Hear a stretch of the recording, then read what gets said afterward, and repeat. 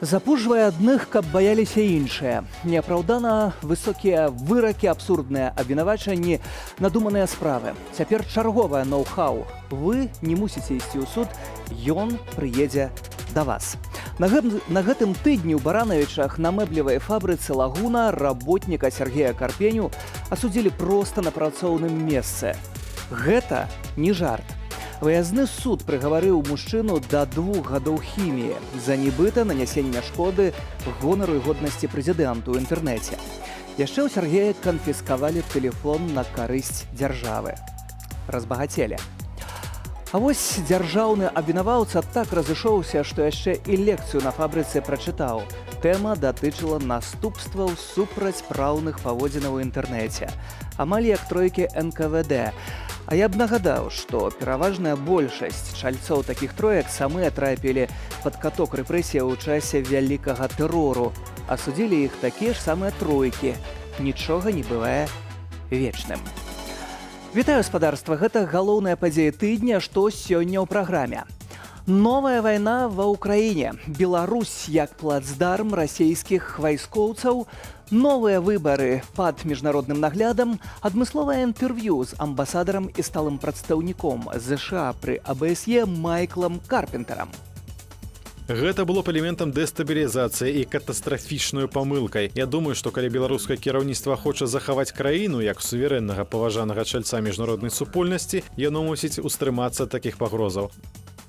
І руская рулетка Лукашэнкі, 5-ы амбасадар Крамля за 3 гады ў Беларусі. Новым стане Барыс Грызлоў. Што гэта азначае для Менску? Время дипломатии с Минском закончилось. То есть время уговоров, понятие Москвы, закончилось. То есть приезжает куратор.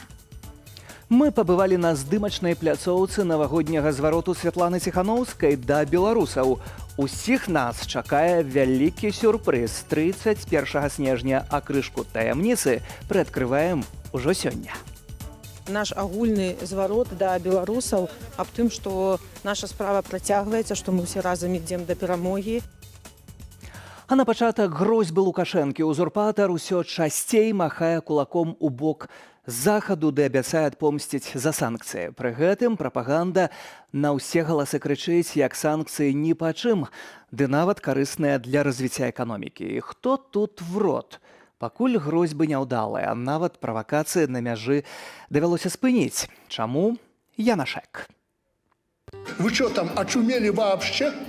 Если европейцы хотят проблем у себя в связи с этими санкциями, они их получат. Также имеется весьма солидный потенциал для ответа на всю эту литовскую чехарду. Апошнім разам у сераду гразіўся перакрыць транзіт між Літвой і Украінай праз Беларусь. Гэта мелася быць помста за тое, што Літва падняла пытанне выканання ускладзеных на Беларусь калій санкцыяў і закрыцця Клайпеды для беларускай сыравіны. Я уже знаю, что некоторые компании, как и самолеты, обходят Беларусь, даже если это будет дороже. И тогда пользуются там или Польшей. То есть варианты, они будут дороже, но Беларусь первым делом будет терять. Цяпер Беларусь калій пагражае судзіць мільярды долараў. Раней Літва ўжо мела намер спыніць пастаўкі калію праз Клайпеду, але ў выніку не разарвала кантракту. На мінулым тыдні 2 літоўскія міністры заявілі пра адстаўку ў сувязі з працягам транзіту і тым самым прыспешылі працэс. Политическая воля скакала вперед чуть-чуть, и техническая часть исполнения этого, отстает. Яшчэ адзін транзіт, прыпыніць які гразіўся Лукашенка, беларуская частка газаправоду Ямал-Еўропа. Толькі вось праблема. Належыць труба расійскаму «Газпрому». Может, наверное, дать указания по перекрытию наших поставок в Европу. Хотя это будет нарушением нашего транзитного контракта. Пагрозы абвастраюцца пасля чарговых санкцыяў. Праз амаль 2 месяцы пасля сфальсіфікаваных выбараў прынялі першы санкцыйны пакет. У яго ўвайшлі 40 асобаў. Адказ Беларусі на гэта уласна спіс неўязных асобаў, якога пастанавілі не публікаваць. У другім заходнім пакеце аказаліся яшчэ 15 чыноўнікаў, у тым ліку Лукашенка. Любое давление на нас, а тем более введение каких-то санкций, я честно и открыто заявляю, последуют аналогичные ответы, и они будут более болезненны для европейского сообщества прежде всего. 29 чыноўнікаў і 7 прадпрыемстваў трапляюць пад санкцыі ў трэцім пакеце Еўразвязу. Пару-тройку предприятий наших попали под так называемые бандитские санкции со стороны Запада. Юрий Викторович, задача правительства. Мы должны симметрично ответить на это. У чацвёрты пакет, справакаваны прымусовую пасадкаю самалёта Ryanair, уваходзяць 78 асобаў і 8 прадпрыемстваў. Санкцыі яшчэ і сектаральныя. Па-за пакетам спыняецца авіасувязь між Беларусью і краінамі Захаду. Мы этим мерзавцам по ту сторону границы должны показать, что их санкции – это, понимаете, их бессилие. Апошні 5-й пакет прынялі ў пачатку гэтага месяца. У ім 9 прадпрыемстваў і 17 асобаў. Беларусь адказвае контрсанкцыямі. З 1 студзеня абмяжуюць імпарт мяса, каўбасаў, садавіны і гародніны, малочных прадуктаў і кандытарскіх вырабаў. Лукашенка спрабуе маніпуляваць і людзьмі. За кратамі прадстаўнікі польскай меншасці ў Беларусі. Анжэліка Борыс і Анджэй Пачобут. Бярэ ў закладнікі фірмы з замежным капіталам. Гэтак у помсце за адменены чэмпіянат свету па хакеі забараніў увоз прадукцыі Нівеі ды Шкоды, традыцыйных спонсараў першынства. Цяпер цісне на А1. 2 работнікі за кратамі, а ўсю кампанію вінавацяць, пакуль толькі на ўзроўні дзяржаўных СМІ, ледзь не ў шпіянажы за сілавікамі. У працэсе ліквідацыі ці ўжо зліквідаваныя амаль 300 НДА. Выражем всех мерзавцев, которых вы финансировали. Ах, вы озаботились, что мы уничтожили ваши структурки. НКО, НПО и прочее, которые вы финансировали. Это Лукашенко так кажется, что это заложники. А на самом деле это действительно уже такие точки невозврата. Может оказаться, что будут точки невозврата, когда инвесторы, которые вложили свои средства в Беларусь в более спокойное и стабильное время несколько лет назад, они передумают. Лукашенко выканаў і пагрозу не стрымліваць плыню мігрантаў. Паводле карцінкі ў СМІ і размаху аперацыі гэта наймацнейшы контрудар Менску. Трошки насолил, конечно, але более, я думаю, что режим насолил самому себе, тому что Европа згуртавалася, Европа дала даволі жорсткі адказ. Давайте шчыра, для Еўропы пагрозы Лукашэнкі не страшныя. Наступствы пасля тых жа беларускіх контрсанкцыяў складуць для ўсяго калектыўнага захаду каля 300 мільёнаў долараў. Падобную суму губляе на санкцыях адна Беларусь. І гэта толькі па афіцыйных прагнозах. Але што здарыцца, калі раптам Лукашенка ўсё ж такі ажыццявіць усе свае самыя жорсткія пагрозы? Напрыклад, адчыніць мяжу для наркотрафіку і ядравых матэрыялаў. Могут быть использованы террористами насчет ядерных материалов и тоже наркобизнесом, который тоже является иногда опорой терроризма и опорой оргпреступности, что является универсальной угрозой любой страны. Лукашенко тогда попадает просто в категорию стран, уже лидеров стран, изгоев. Яшчэ адна нявыкананая пагроза вайсковая. Гэта, напрыклад, абяцанне паставіць расійскія ракетныя комплексы «Іскандер» на мяжы з Польшчай і Украінай або размясціць у сябе расійскую ядравую зброю. Эксперт мяркуе, што Беларусь папросту не мае дастатковага вайсковага патэнцыялу для рэальнай агрэсіі. Мне кажется, что иногда ему это не светит. Но все-таки он знает, что нету выбора и надо поддерживать Москву, хотя бы на словах, декларируя готовность поучаствовать хотя бы в нападении на Украину. Санкцыйная вайна ідзе збольшага на экранах і ў галовах праўладных медыяў. Рэжым проста караюць. Ужо нават не столькі за рэпрэсіі, колькі за спробы ціснуць на дэмакратычны свет, а любы крок, што мог бы насамрэч ударыць па захадзе, куды мацней адчуецца ў Беларусі. Яна Шэк, Белсат. Палітычны крызіс у Беларусі могуць развязаць новыя выбары пад міжнародным наглядам. Гэтага патрабуе дэмакратычная супольнасць, але катэгарычна супраць сам Александр Лукашенко. Мы ж ставім пытанне, што ж такое АБСЕ, Арганізацыя па бяспецы і супрацы ў Еўропе, якой так баіцца узурпатар. Гэтая арганізацыя паўстала ў 70-х гадах мінулага стагоддзя, калі ў свеце пачалася адліга ў халоднай вайне між Савецкім Саюзам і Злучанымі Штатамі. Свет патрабаваў палітычнай структуры для перамоваў усходу і захаду па вырашэнні ваенна-палітычных і эканамічных пытанняў. Сёння місія АБСЕ ахоплівае ажно 23 кірункі дзейнасці, якія ў асноўным скіраваныя на развязанне і запабяганне конфликтам. Пра АБСЕ, Арганізацыю бяспекі і супрацы ў Еўропе, мы найчасцей чуем падчас выбараў. Прызнаюць іхныя назіральнікі вынікі ці бачаць парушэнні, ды падчас ваенных канфліктаў. У суседняй Украіне місія арганізацыі назірае за бясконцымі спробамі парушыць хісткае змірэнне. Але перадусім АБСЕ гэта пляцоўка для развязання цэлага шэрагу міжнародных праблемаў, сярод якіх кантроль над узбраеннем, правы чалавека, выбары. Уласна, міграцыя, праблема памежнага рэжыму і перадухілення збройных канфліктаў былі сёлета надзвычай актуальнымі ў нашым рэгіёне. Расія працягвае нарошчваць сілы ля ўкраінскіх межаў, а распачаты ўладамі Беларусі мігранцкі крызіс дасюль не да канца злагоджаны.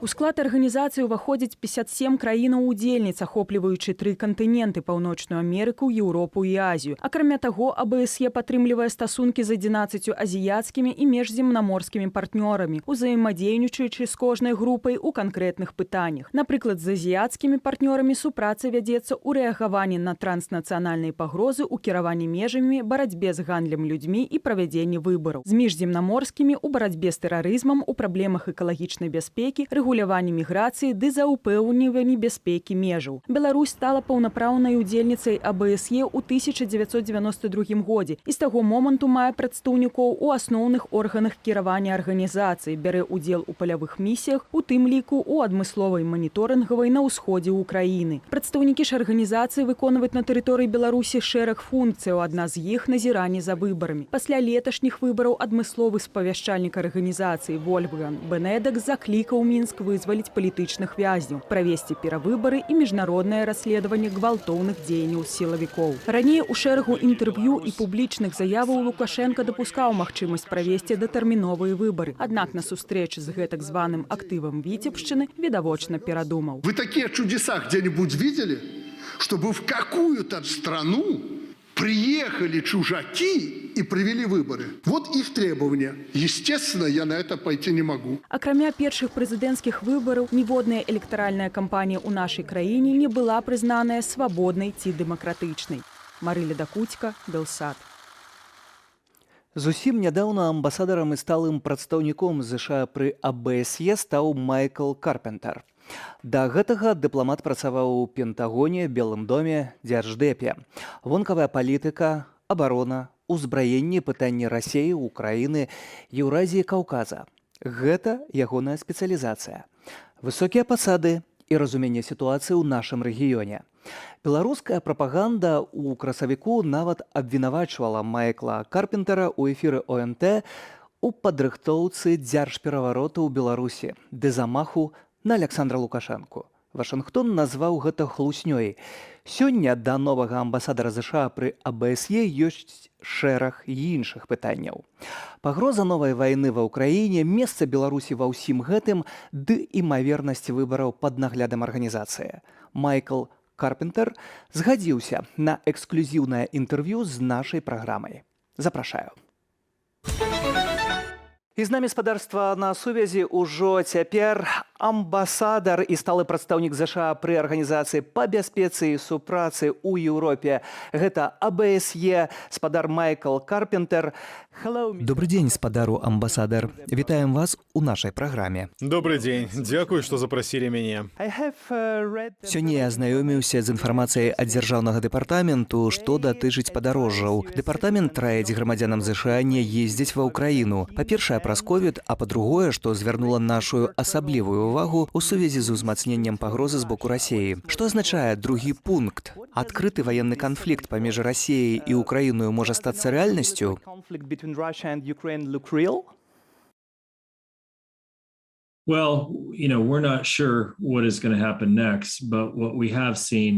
Мы да канца не ведаем, што будзе далей, але тое, што мы пабачылі, гэта маштабнае сцягванне расійскіх войскаў да мяжы з Украінай, а таксама тэхнікі, якую вельмі хутка могуць пачаць выкарыстоўваць для ваенных дзеянняў.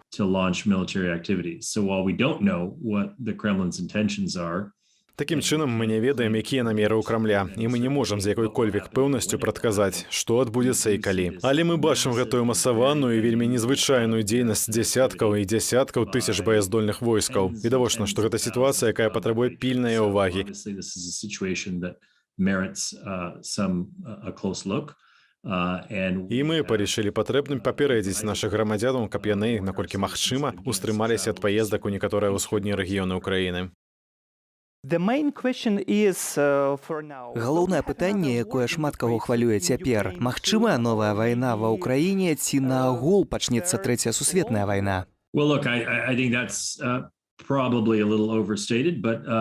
Я думаю, што такі сцэнар гэта ўсё ж такі перабольшанне, але мы вельмі занепакоеныя. Не буду хаваць ад вас таго факту, што мы вельмі занепакоеныя, бо ёсць імавернасць паўторнага выбуху, чарговай эскалацыі ваенных дзеянняў. На ўсходзе ўкраіны і так ужо ёсць расійскія сухаземныя войскі, якія штомесяц вядуць артылерыйскі агонь па ўкраінскіх пазіцыях. Гэта часта прыводзіць да таго, што ўкраінскі бок мае ахвяры, у тым ліку сярод мірнага насельніцтва. Casualties. But right now, what we're worried about is the possibility of an escalation. Цяпер мы атрымліваем інфармацыю пра магчымую эскалацыю, што можа выйсці з-за межы таго, што мы бачылі ў першыя месяцы гэтага года. Гэта можа прывесці да вельмі сур'ёзнага крызісу еўрапейскай бяспекі. Зноў жа, не ведаю, што адбудзецца, я не магу вам сказаць з упэўненасцю. Я ведаю, што ЗША прапануюць Маскве шлях да эскалацыі. Мы працуем над дыялогам з Масквою, каб разабрацца ў цяперашняй сітуацыі. We're working on a series of dialogues with Moscow to talk about the current situation. And we're also preparing very serious. А калі быць шчырым, то і рыхтуем вельмі сур'ёзныя, беспрэцэдэнтныя сваімі маштабамі эканамічныя захады, а таксама іншыя формы рэагавання, палітычныя, дыпламатычныя. Магчыма, таксама некаторыя вайсковыя захады на выпадак таго, што Расія наважыцца на паўторнае ўварванне або эскалацыю сітуацыі ва ўкраіне. Мы мусім быць гатовыя да ўсіх варыянтаў.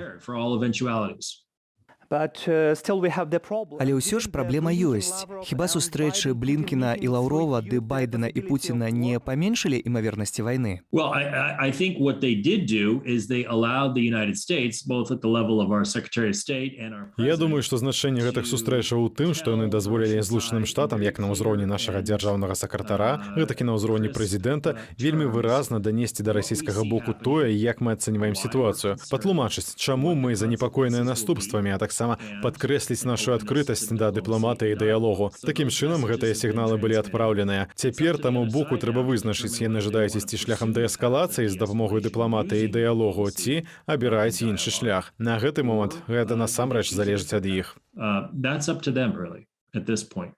У пачатку снежня ў Стакгольме адбылася сустрэча міністраў замежных справаў АБСЕ. Расія і ЗША мелі розныя погляды адносна ўкраінскага пытання, праўда?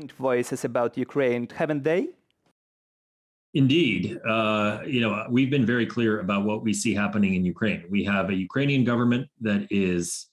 Сапраўды, мы вельмі ясна выказалі нашае бачанне таго, што адбываецца ва ўкраіне.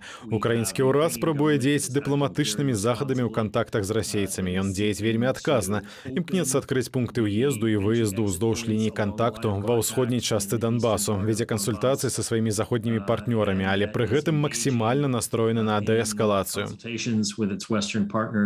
But is poised to be as de-escalatory as possible.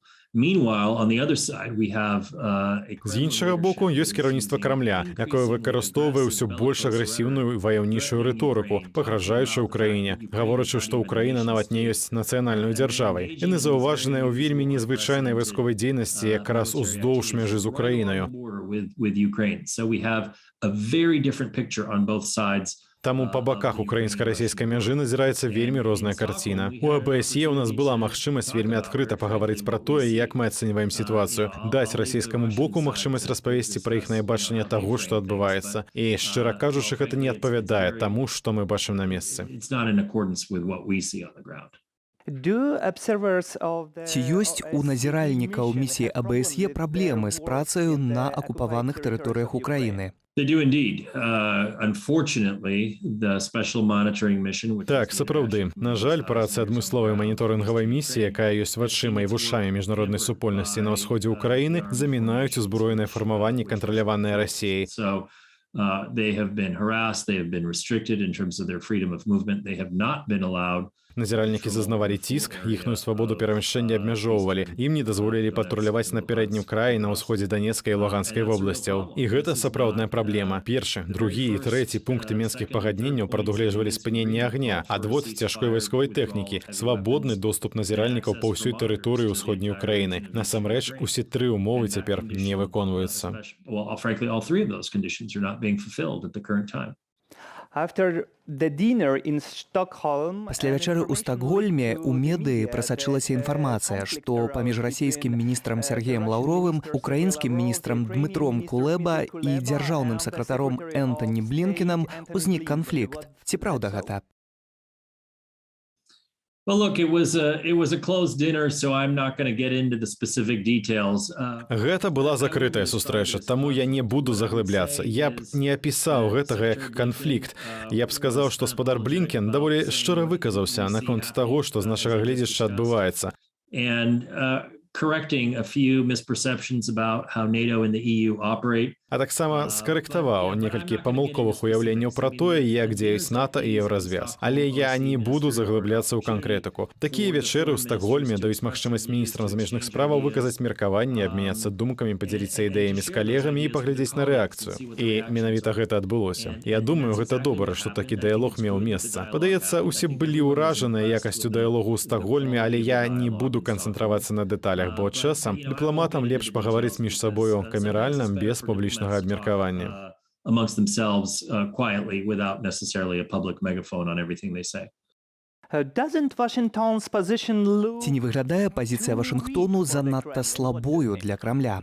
Well, we have telegraphed, and I said this earlier, that we are prepared. Мы далі зразумець, і я казаў пра гэта раней, што мы гатовыя ў выпадку неабходнасці, калі будзе эскалацыя расійскай ваеннай актыўнасці ва ўкраіне, увесці маштабныя да і беспрэцэдэнтныя эканамічныя захады, якія будуць мець велізарны эфект у самой Расіі. Economic measures that would have an enormous impact inside Russia.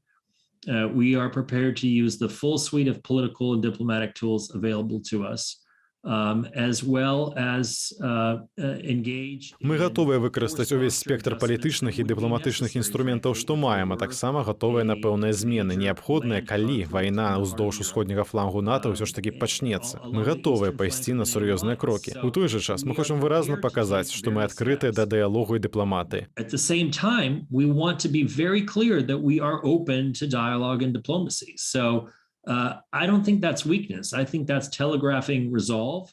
Таму я не думаю, што гэта слабасць. Я думаю, што гэта дэманстрацыя рашучасці, якую мы бачылі як на сустрэчы міністраў замежных справаў групы 7, так і ў заяве нашых хаўруснікаў у НАТО. Бо ў Радзе НАТО існуе поўнае паразуменне ў гэтым. Такім чынам мы аб'яднаныя ў нашай рашучасці, бо мы не жадаем, каб гэта перайшло ў канфлікт. Наш выбар прытрымлівацца дыпламатычных метадаў, але пры неабходнасці мы гатовыя дзеяць. Pursue diplomacy, but if necessary, we're prepared to act. The Washington Post wrote the American administration. The Washington Post піша, што амерыканская адміністрацыя вывучае магчымасць падтрымаць партызанскую вайну ва ўкраіне у выпадку вайны з Расіяй. Ці азначае гэта адсутнасць цвёрдай стратэгіі прэзідэнта Байдена ў дачыненні Расіі?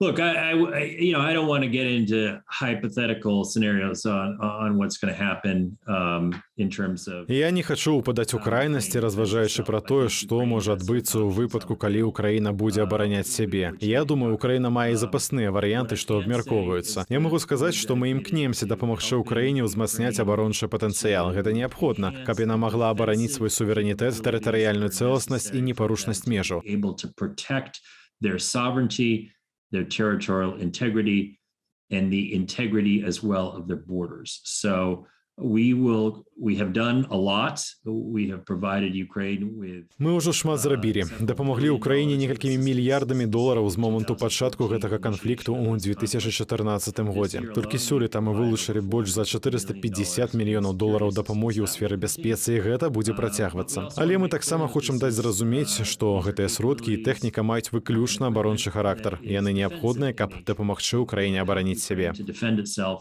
And I'll leave it at that. Ці можа Беларусь зрабіцца плацдармам для нападу Расіі на Украіну? We hope not. We hope that the regime in Minsk understands that this would be. Спадзяемся, што не. Мы спадзяемся, рэжым у Мінску разумее, што гэта была б дрэнная навіна для Беларусі, калі б Расія выкарыстала краіну як вялікую пляцоўку для ўзброенага ўварвання да суседа. Гэта было б відавочным парушэннем базавых міжнародных нормаў і міжнароднага права. Мы, вядома, спадзяемся, яны ўсведамляюць, што гэта было бы адыходам ад міжнароднага права і мела б сур'ёзныя і доўгатэрміновыя наступствы.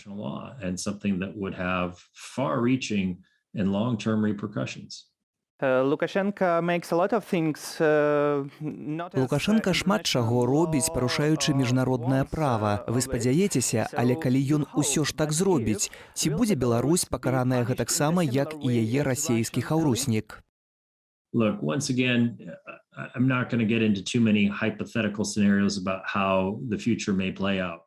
Зноў жа, я не хачу паглыбляцца ў занадта пакручастыя тэорыі наконт таго, як і што можа прынесці будучыня. Відавочна, што любая краіна, якая распачала наступальную ваенную дзейнасць, якая парушае суверэнітэт іншай краіны, будзе сутыкацца са шматлікімі наступствамі. У гэтым няма сумневаў. Мы можам правесці прыклад такой краіны ў любой частцы свету. То бок, калі вы кажаце пра парушэнне асноўных артыкулаў статуту ААН, і відавочна вы кажаце пра тое, што вельмі важна для ўсёй супольнасці нацыі ва ўсім свеце. І таму мы зноў зробім пэўныя захады, калі гэта будзе неабходна, але мы будзем спадзявацца, што да гэтага не дойдзе. Цяпер мы канцэнтруемся на вядзенні дыялогу і ўжыванні дыпламатычных сродкаў. Мы спадзяемся, што гэта спрацуе, але мы павінны быць гатовыя да розных непрадбачаных сітуацый.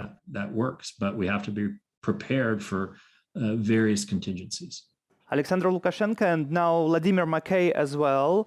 Александр Лукашенко і Владимир Маккей заявілі пра магчымасць размясціць у Беларусі ядравую зброю. Як вы да гэтага ставіцеся? Well, that would be highly destabilizing. That would be a catastrophic mistake.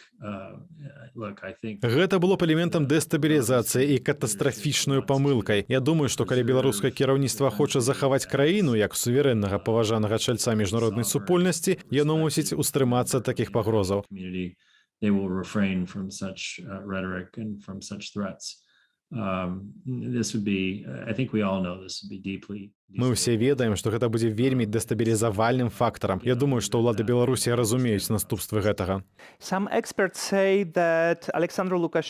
Некаторыя эксперты кажуць, што Александру Лукашэнку трэба вайна, каб згладзіць памылкі мінулага года. Што вы скажаце на гэты конт? Я не думаю, што камусьці выгадная вайна, асабліва калі яна ўлучшае дзейнасць на ўласнай жа тэрыторыі. Калі згадаць гісторыю, то такія рэчы рэдка акупаліся.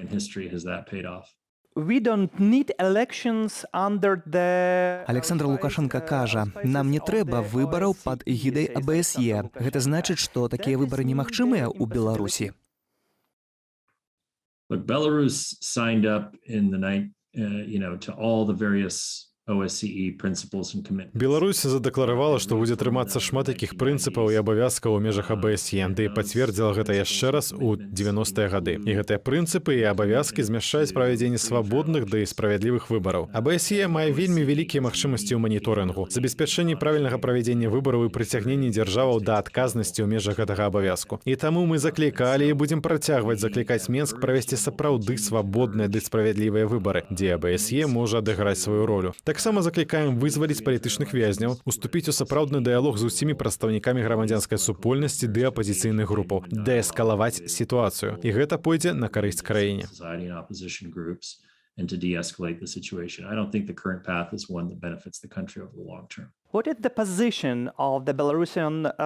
Якая пазіцыя беларускай дэлегацыі ў АБСЕ? Well, I've just arrived, so I can honestly tell you that I intend to Я find out. толькі што прыехаў. Магу шчыра сказаць вам, што збіраюся даведацца, але я не ведаю канкрэтна цяпер. Мы заўсёды спадзяёмся, што яшчэ застаецца магчымасць весці размовы і дыялог, каб намовіць той бок не ангажавацца ў такія жахлівыя парушэнні правоў чалавека, якія мы назіралі цягам апошніх 1,5 года.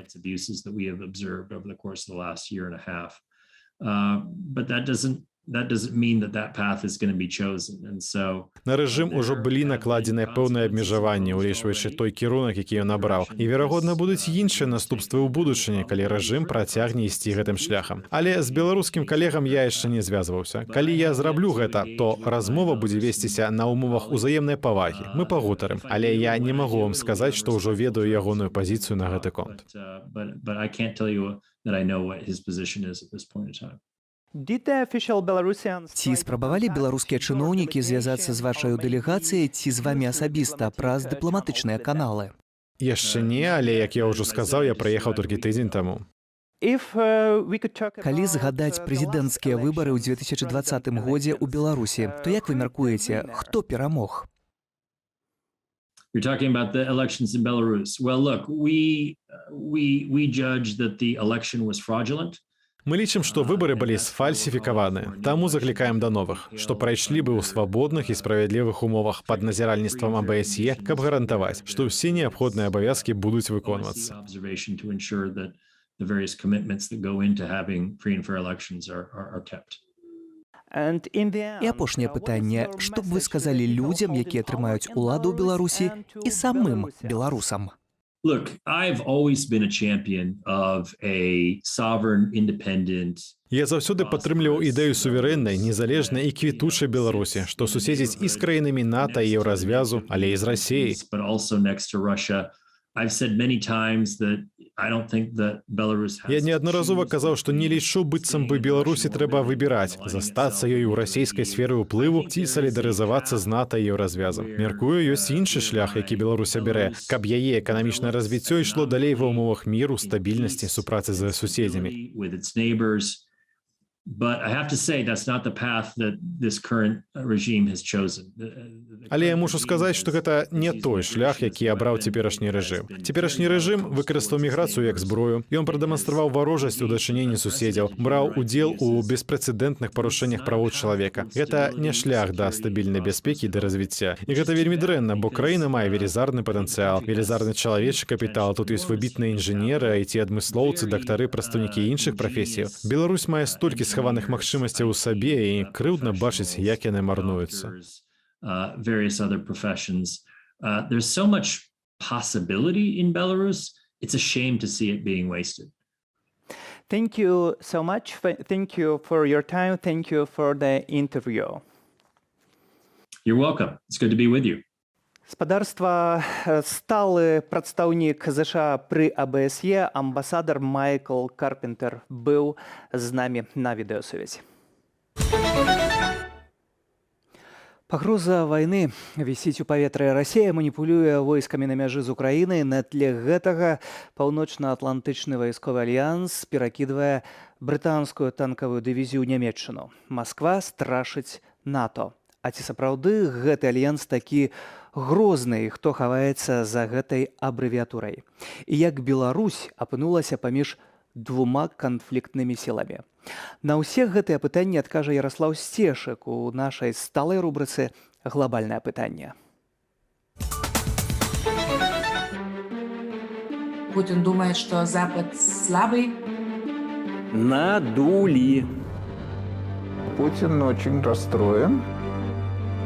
Один за всех, все за одного. Калі заўтра вайна, калі заўтра авіаналёт, дзе будзем мы, беларусы?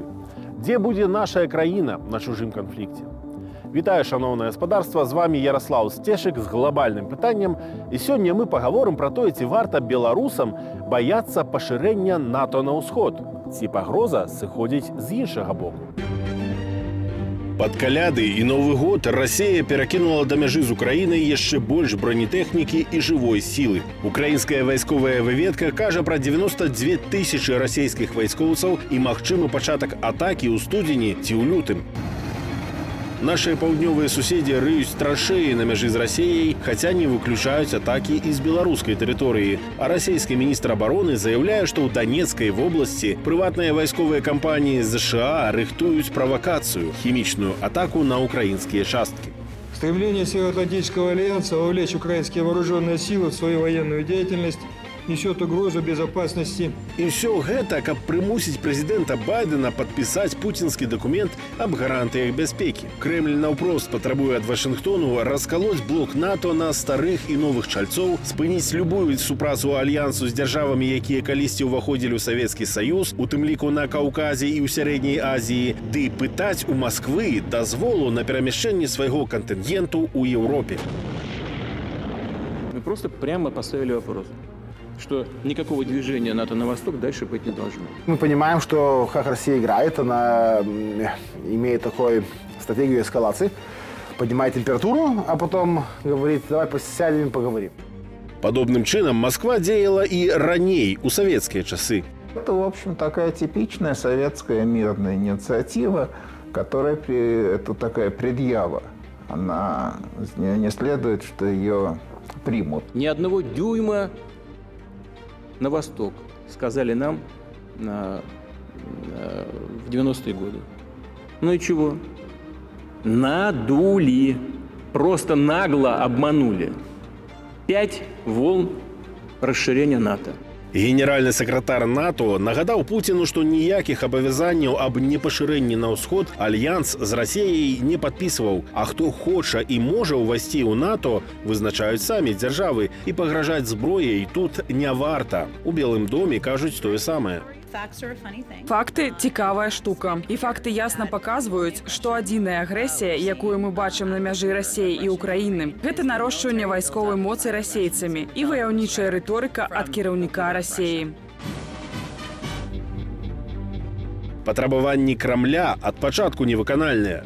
І было б вельмі неяк дзіўна, каб арганізацыя некалькі разоў больш моцная з эканамічнага і вайсковага пункту гледжання пайшла на саступкі, причем фактически на боковые соступки. Путин думает, что Запад слабый, что демократии слабы, что у демократии нету будущего, или он сам очень испугался того, что случилось в Беларуси, он сам сильно испугался того, какие процессы идут в Украине. Если Украина пойдет успешным путем, то тогда будет хороший пример и для россиян. Ёсць яшчэ адна версія, псіхалагічная. Пуцін, падобна да чальцоў палітбюро ЦК КПСС, боится ракетного удару по себе любимым. Путин очень расстроен и вообще нервничает, поскольку его убедили, видимо, в том, что Запад готовит его убийство. И поэтому он так нервничает. Что поэтому считает эти минуты подлета ракет из разных мест. Гібридны сябар Пуціна Александр Лукашенко таксама чуе грукат натаўскіх танкаў на мяжы з Беларуссю і заклікае яднацца, а то ворагі нападуць, а хаўруснікі не гатовыя. Моя задача – уберечь государство и народ от войны. Поэтому я от вас требую монолита и сплоченности. Зараз Захад з'является противником Александра Лукашенко, когда, по-перше, по-другое, заўсёды трэба паказваць, што існуюць нейкія знешнія ворагі, знешняя пагроза, і праз гэта апраўдваць тыя жорсткія меры, якія прымаюцца ва ўнутранай палітыкі, у тым ліку і рэпрэсіўныя.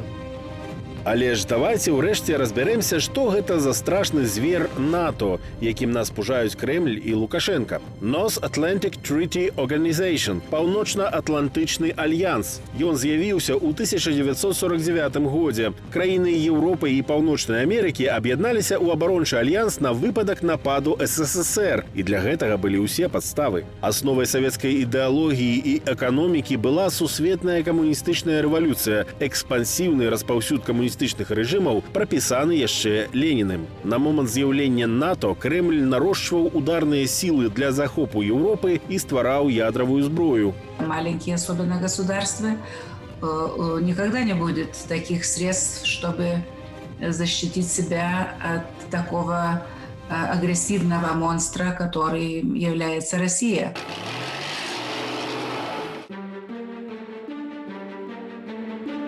Нашых паўночных суседзяў у НАТО падштурхнулі яшчэ і савецкія танкі. 30 гадоў таму Гарбачоў загадаў увесці войскі ў Вільню, сталіцу ўжо незалежнай Літвы. Падчас штурму віленскага тэлецэнтру былі застрэленыя і раздушаныя танкамі 14 літоўскіх грамадзянаў, каля 1000 былі параненыя. Цяпер такі сцэнар паўтарыць будзе складана. Літва ў блоку НАТО з 2004 года.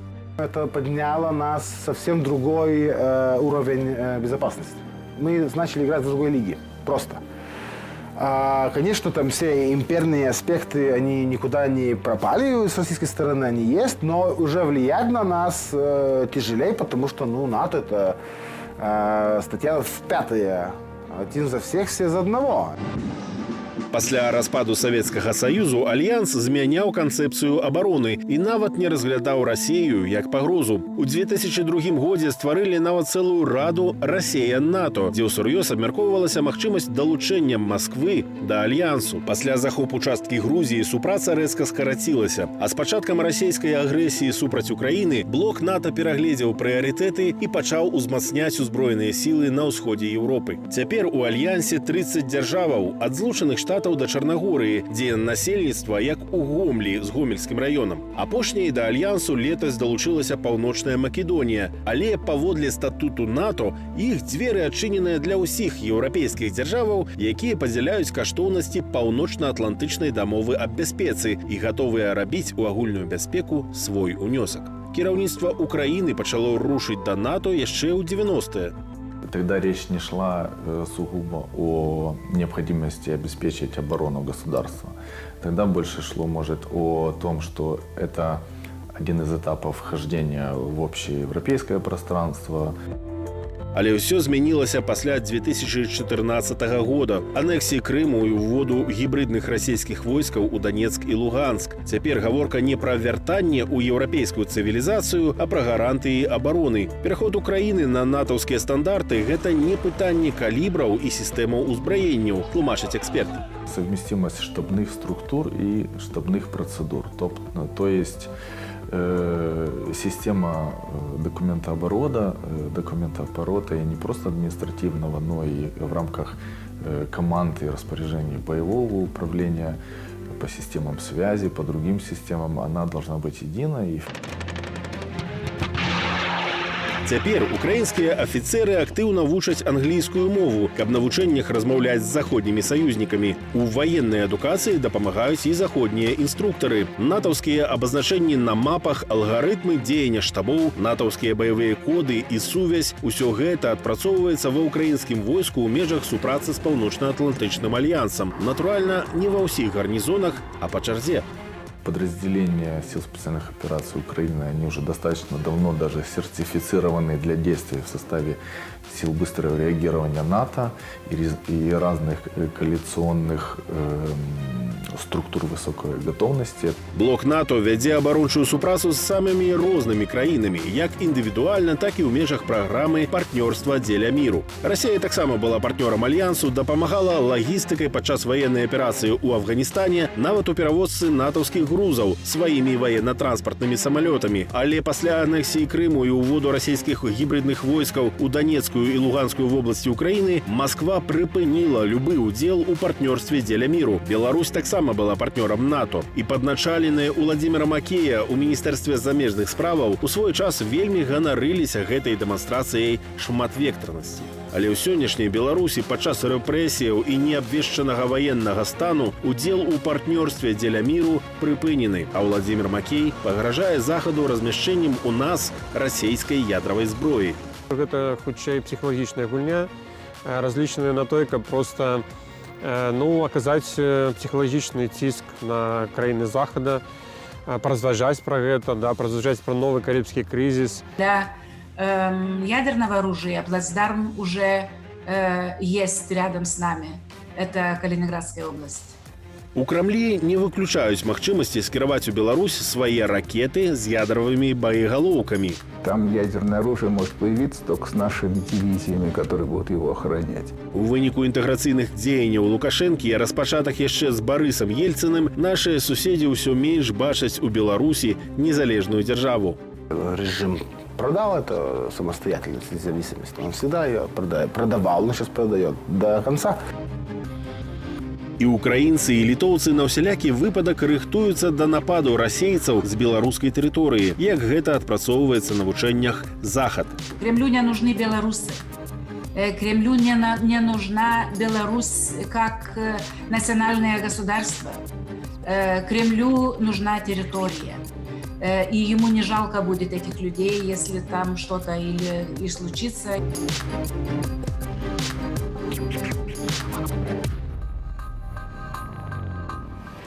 Будем спадзявацца, што пагрозы Крамля акажуцца блефам і беларусаў не ўцягнуць у чужую вайну.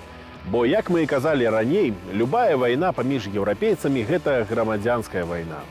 З вами быў Ярослаў Сцешык. Наступнае глобальнае пытанне выйдзе ў эфір 2 студзеня з падсумаваннем падзеяў. Да сустрэчы ў наступным годзе. До конца году лічаныя дні, шмат размоваў пра вынікі. Палітыкі хваляцца, а мы іх разлічваем. У палітычным жыцці цягам году адно з галоўных словаў, якое паўтаралі, якое страшыла, было санкцыя.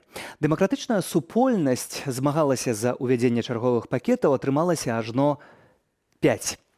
Яны мелі як мага больш балюча ўдарыць па рэжыме, а атрымаючыя ўладу як мантру паўтаралі, што яны ім ні па чым, падкрэсліваючы, аднак, што Расія тут дапаможа. Лукашенко ў пошуках расійскіх мільярдаў гатовы, канешне ж, на ўсё. І ўжо ў наступную сераду паляціць у Петербург гуляць з Пуціным у хакей. Хваляцца, што ў адной камандзе. Толькі калі гульня пойдзе не так, як таго жадае гаспадар Крамля, то гульца адправяць на лаўку запасных, як пакуль мільярдаў няма, ёсць словы і толькі з беларускага боку. І яшчэ год прайшоў пад лозунгам «Абяцанак-цацанак» рэферэндуму. Вось-вось, заўтра, праз месяц. Гэтак Лукашенко пратрымаўся яшчэ 1 год. Крэмль чакае, але і дапамагае затрымліваць беларусаў у сябе па палітычных справах, бароніць беларускі рэжым на міжнароднай палітычнай сцэне, не перашкаджае арганізоўваць міграцыйны крызіс, падгульвае ў авіяцыйнай блакадзе пасля пасадкі самалёту Ryanair з Раманам Пратасевічам на борце. Лукашенко пераконвае, што апанаваў сітуацыю, усё пад кантролем. Але адзін званок Ангелы Меркель у Крэмль і мігранты перасталі прыязджаць у Беларусь. Дык хто ж тут кантралюе сітуацыю? Ды і са сваімі грамадзянамі не надта атрымліваецца. Суцэльны тэрор, тысячы палітычных справаў, гвалт і беззаконне. А скажы, заўтра можна і будуць тысячы на вуліцах. Бо пад Новы год, як і цэлы год, жаданне на ўсіх адно. Яго можна нават не агучваць. Усе ўсё разумеюць. Загаварылі пра дыялог, пакуль паціху, няпэўна. З аднаго боку праўда, з другога сіла. Парадаксальна, ад праўды адмовіцца, канешне ж, нельга, а маючы сілу, не саступіць. Ужо сёння некаторыя беларусы баяцца выйсці з дому. Ці на лета будзе яшчэ горш? Уладзе патрэбныя толькі маўклівыя рабы, якія ходзяць на працу ці вучобу. Абудзіўшыся ж раз, не атрымаецца маўчаць. І ўсялякія качанавы гэта таксама разумеюць. Таму і няспынны ціск, чысткі, звальненні па спісах, затрыманні. У траўні ў шклоўскай калоніі знойдзены мёртвым палітвязень Вітольд Ашурак. Нават апублікавалі відэа з камераў відэаназірання. Пытанняў было мноства. Хаця, якія тут пытанні? Здаровы мужчына памірае афіцыйна ад спынення сэрца, а цела перадаюць забінтаванай галавой і слядамі збіцця. Палітычных не пакідаюць у спакоі нават пасля вынясення жорсткіх прысудаў. Падавалася б, што здарыцца яшчэ? Але напрыканцы верасня здарылася. Ва ўласнай кватэры КДБ забівае інфарматыка Андрэя Зельцара. Мужчына бараніў свой дом са стрэльбай у руках, ды паспеў забіць аднаго супрацоўніка КДБ, Дзмітрыя Федасюка. Адныя беларусы стралялі ў другіх. Узурпатар ізноў паказаў, што не спыніцца ні перад чым. Жыццё беларусаў не мае вартасці. Лічыцца толькі ягоная свабода, а незалежнасць дзяржавы не такая і важная. Што далей? Гэтае пытанне не пакідае ў спакоі нас, беларусаў. Але як пакуль на яго няма цвёрдага адказу спадарства. На жаль. Лукашенко ж вырашыў гуляць у рускую рулетку. За апошнія 3 гады ў Беларусі будзе 5 расійскіх амбасадараў. Гэта былі розныя асобы па дыпламатычным досведзе і характары, якія праводзілі гульню Расіі. Лабавалі яе інтарэсы ў інтэграцыі і ўтрыманні Лукашэнкі ў патрэбных межах. Дагэтуль яму ўдавалася выкручвацца з палітычнай пасткі, як зазначае расійскі палітолог Андрэй Суздальцаў, не выканаўшы аніводнага свайго абяцання. Цяпер жа ў Менск едзе дыпламатычны цяжкавік Барыс Грызлоў, наяўнасць якога можна фактычна параўнаць з прысутнасцю самога Владзіміра Пуціна. І не маючы падтрымання ад еўрапейскіх краінаў, з такім ценем за плячыма палітычна Лукашэнку чакаюць найцяжэйшыя часы. Мы ж узгадаем, кім былі паслы Расіі і як будаваліся стасункі з імі ў рэжыму. Прадстаўляць інтарэсы радзімай і грамадзянаў у іншай дзяржаве, а таксама рэгуляваць пытанні бяспекі. Такую ролю звычайна адводзяць паслам. У стасунках России и Беларуси ўсё иначе. Россия не ожидает нападения со стороны Беларуси. В общем-то, как-то так, наблюдать зачем-то. И тут возникали такие вот нюансы любопытные. После начала интеграции, формально хотя бы, основные направления деятельности, вот, совместной деятельности России и Беларуси были переданы в Москве профильным ведомствам. И, в общем-то, посол, получается, должен был следить только за соблюдением заключенных соглашений, в Мінске. У 2006 годзе паслом Расійскай Федэрацыі ў Беларусі стаў Александр Сурыкаў, самай доўгайгральны дыпламат на гэтай пасадзе 12 гадоў. Ягонае прызначэнне прыпала на першы сур'ёзны энергетычны канфлікт дзвюх краінаў. Расія пачала скасоўваць і прыпыняць спецдамовы аб коштах на пастаўкі нафты і газу, забараніла ўвоз беларускіх малочных і мясных прадуктаў, а адказам Беларусі стаў адбор расійскай нафты з трубаправоду «Дружба» ў кошт пошлінаў. Зрэшты, пытанні з мытам расійскі бок здолеў рэгуляваць. Сложностей страшных, непреодолимых, политических у нас никаких нету. А в экономике надо учиться разговаривать языком хозяйственного права. У 2018 годзе пераемнікам Сурыкава стаў Михаил Бабіш, які мусіў заняць гэтую ж пасаду ва Ўкраіне, але ягоную кандыдатуру не ўхваліла Міністэрства замежных справаў нашай паўднёвай суседкі. Праз ягоны непасрэдны ўдзел у рашэнні анексаваць крымскія тэрыторыі. Яго накіравалі ў Беларусь. Будете заниматься не только дипломатической работой, но и работой в сфере экономики, представляя интересы России. Я хотел бы, чтобы ваш период работы в дипломатическом ведомстве, посольстве нашей братской России в Беларуси был самым активным, эффективным и прорывным. Бабіш быў не проста амбасадарам, а адмысловым прадстаўніком прэзідэнта Расіі ў Беларусі. У Мінску ён неаднаразова публічна знепражваў ды крытыкаваў выказванні і дзеянні Лукашэнкі, ды выкрыў схемы рээкспарту шэрагу санкцыйных тавараў з Беларусі на расійскі рынак. Подле шэрагу СМІ Лукашэнка некалькі разоў асабіста звяртаўся да Пуціна з просьбаю адклікаць Бабіша, абяцаючы наўзамен вярнуцца да даўно абяцанай інтэграцыі. Прэтэнзій было тое, што ён не ўзгадняў свою позицию, свой день, з одного боку з белорусскими владами, з другого боку з ведомствами, яким формально подпорядковываются. Прямантності, там МЗС, УРАД. Ён спрабаваў дзейнічаць напрамую, кантактаваў з беларускімі прадпрыемствамі, зноў жа збіраў інфармацыю па власнай ініцыятыве, напрацоўваў контакты нефармальныя, в том лику и с громадской сферой. Он практически показал, что король-то голубь. Никакой интеграции нет. И этому не простили. Потому что это вот изображение Беларуси какого-то рая на земле, которое должны любоваться россияне, платить за это денежки, знаете, такой кинематограф. В общем-то, это, конечно, было разоблачено. Бабича отозвали. Это был серьезный удар по имиджу российского государства.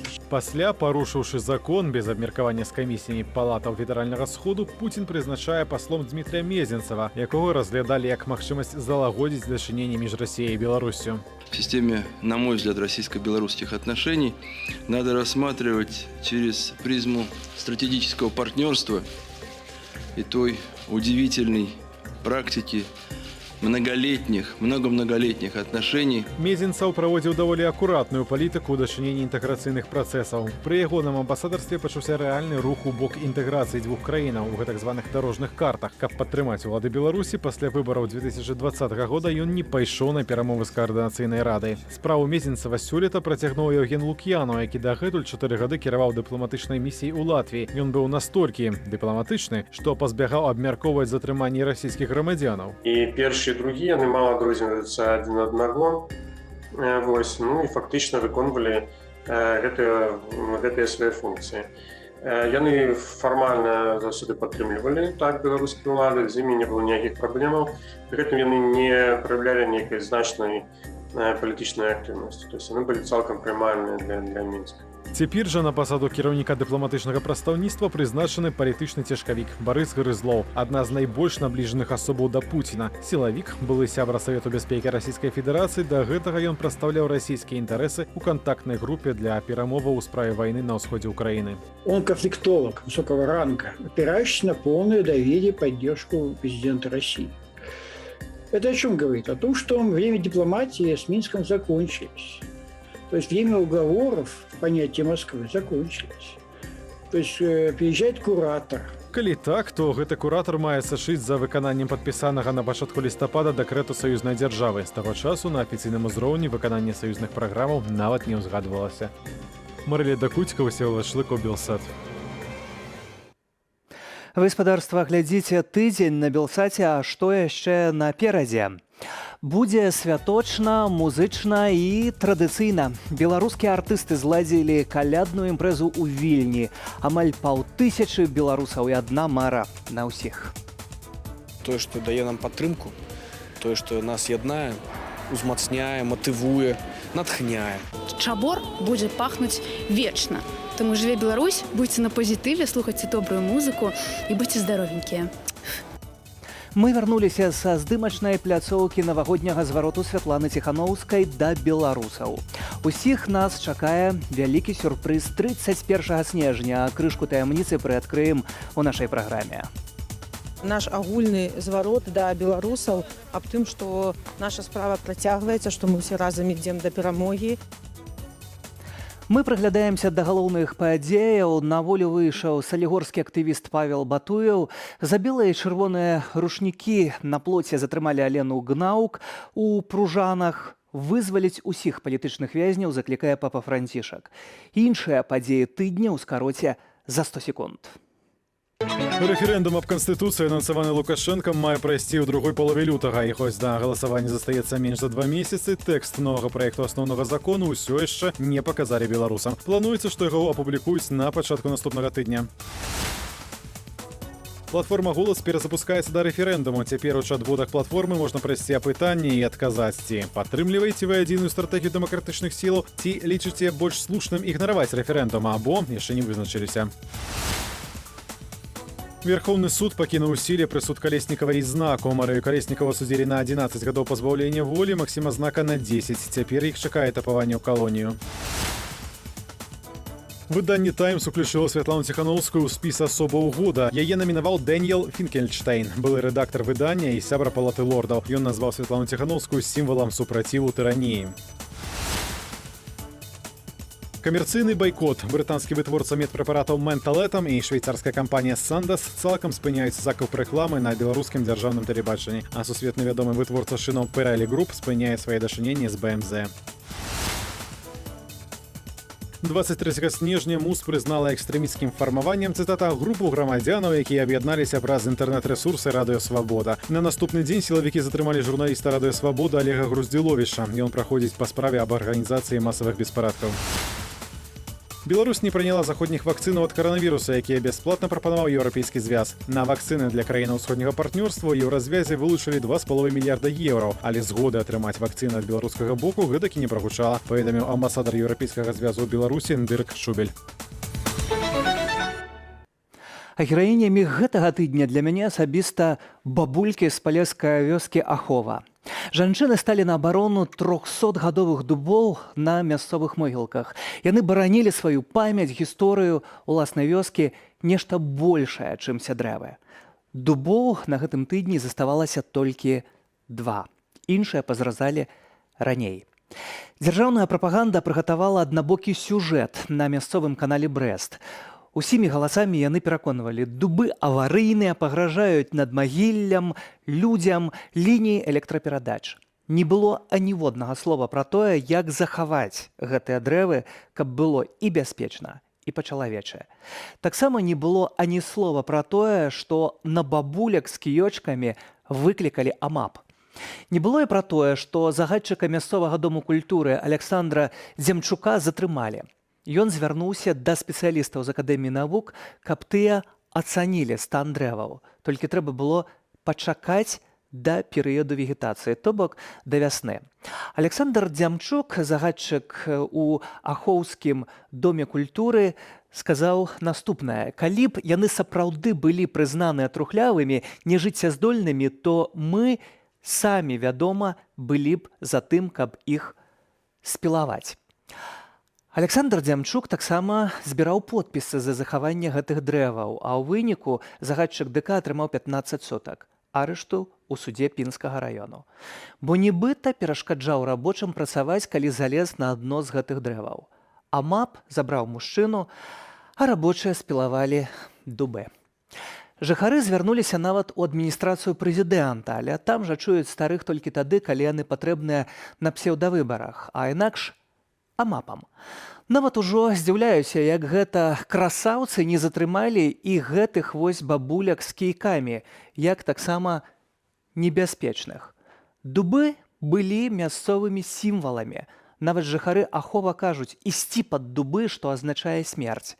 Дрэвы перажылі мноства гістарычных падзеяў, рэвалюцыю, войны, змаганне за незалежнасць, але не перажылі лукашызму. І самыя пайшлі пад дубы. Сённяшняя сістэма бязлітасная не толькі да дрэваў, але і людзей. Руйнаванне, знішчэнне, выразанне, нібыта іх крэда. Пасля іх выпаленая зямля.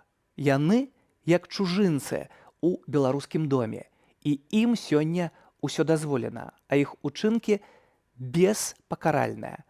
Дрэвы, у рэшце рэшт, усё ж такі зрэзалі.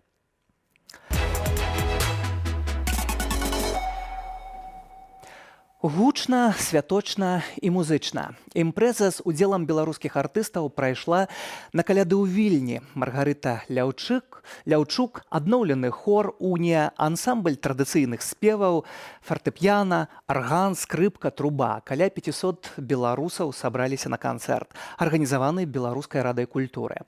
Атмасфера свята, аднак, азмрочаная беларускімі падзеямі. Нельга забываць пра палітычных вязняў, беларусаў, змушаных да эміграцыі і пераслед.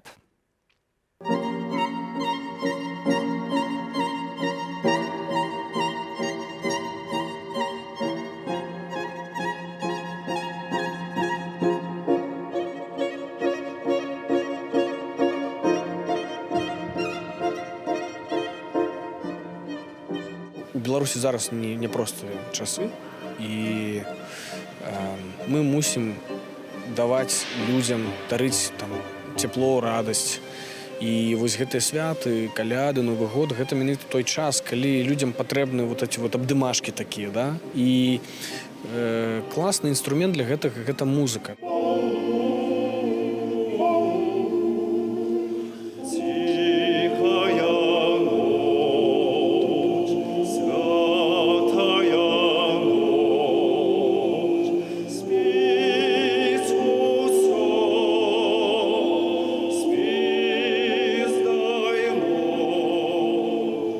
Гэтае выступленне вельмі важнае для нас, таму што яно першае выступленне, якое адбылося ў Вільні праз такі доўгі час.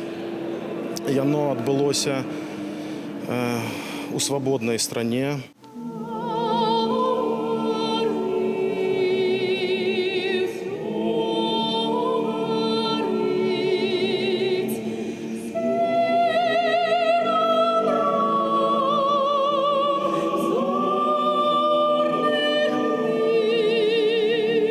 Паважаныя беларусікі, вы павінны займацца спортам, каб бегаць ва ўсю мощь, так? Значыцца, яшчэ ешце памідоры са смятанай, бо гэта БЧБ. І таксама, знаеце, што, даражэнечкі, што чабор будзе пахнуць вечна. Таму жыве Беларусь, будьце на пазітыве, слухайце добрую музыку і будьце здаровенькія.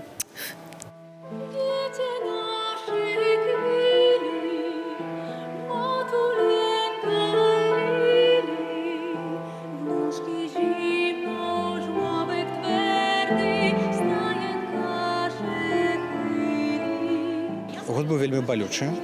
Такое адчуванне, што выбівалі з-пад ног зямлю, адно за адным. Выкошвалі сяброў, знаёмых, сваякоў. Яны траплялі пад махавік рэпрэсіяў. і здавалася, што ўжо губляем усё, губляем кантроль над сітуацыяй, што страчваецца той момант, але потым все равно все вярталася назад. Зноў з'яўлялася надзея, зноў вярталіся людзі на вуліцы, зноў нейкія падзеі адбываліся, якія давалі веру, што не, мы яшчэ не прайгралі. Если быть абсолютно искренней, то, честно говоря, как-то внутри всегда очень черно, очень тоскливо, очень грустно от того, что происходит в Беларуси, от того, что я не в Беларуси.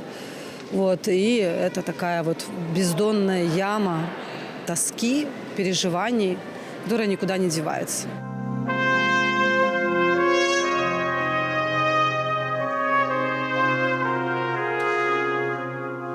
Ведаеце, як у беларусаў пазітыў, негатыў. Так само і ў мяне. І вельмі добра, што была за мной моя музыка, моя палітычная сатіра, я яе адчыніла ў гэтым годзе, таму для мяне гэта такі новы жанр і гэта насамрэч класны праект быў «Красная зелень», вось менавіта ў гэтым годзе. А так, чым яшчэ запомніўся? Я ўсё чакаю ордэна ад Азаронка, ён мяне, падараваў яго, але ж я кажу, там, можа, поштай нейкай, хай дашле. Ўсё не дасылае.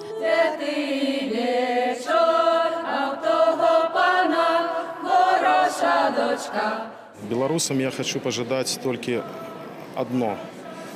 Что я сам, например, себе жадаю.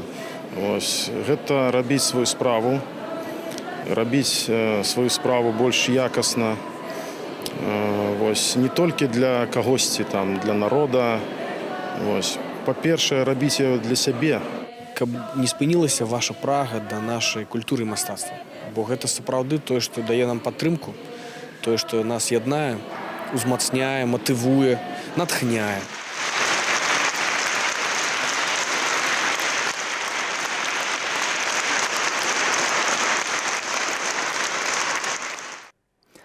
Таксама ў Вільні на гэтым тыдні адбыліся здымкі навагодняга звароту Святланы Ціханаўскай да беларусаў.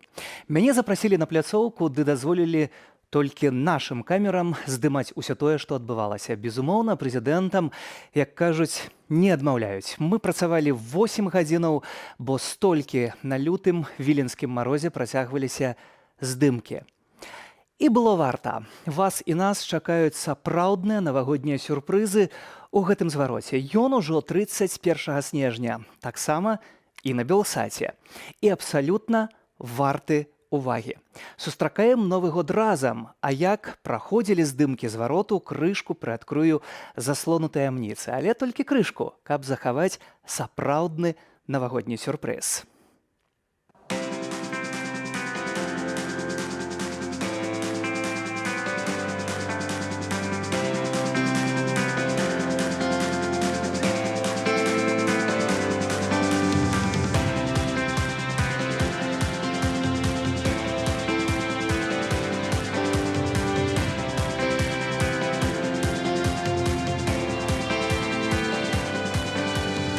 Кожны, хто хоча перамен, павінен пачуць наш агульны зварот да беларусаў аб тым, што наша справа працягваецца, што мы ўсе разам ідзем да перамогі і каб натхняць людзей.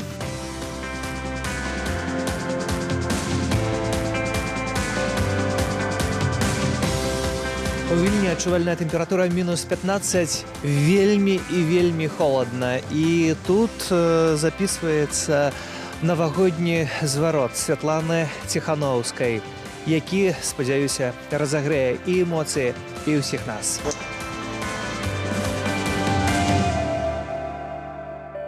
Все, што мы робім, перш за ўсё дзеля палітычных вязняў. Як я казала, гэта наша першапачатковая мэта, а наступная мэта гэта перамены, гэта новыя сумленныя выбары.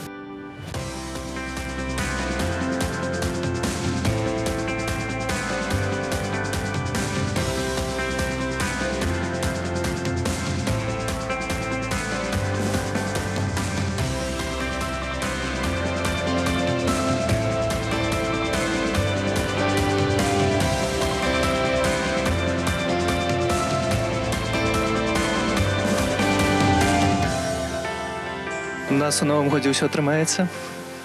Я спадзяюся. Жыве Беларусь. Жыве вечна.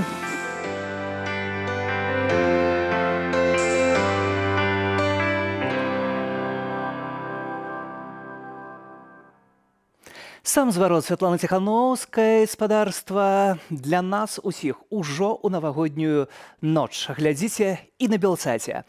Наш святочны эфір мае быць сапраўды насычаны і каляровы. Гэта моя апошняя праграма «Тыдзень» сёлета. А таму ад усяго сэрца дзякую вам. Дзякую, што абіраеце нас і застаецеся з намі.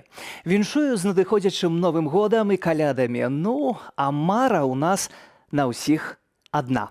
І я жадаю, каб у кожнага гэтае жаданне здзейснілася, каб палітычныя вязні выйшлі на волю, а вымушаныя эміграваць вярнуліся ў свае дамы, каб кожны мог прытуліць сваіх блізкіх, каб мы былі разам. І памятайма, што быць беларусамі – гэта гонар. Абдымаю кожнага. Сергей Падсасонны. Пабачымся ў эфіры.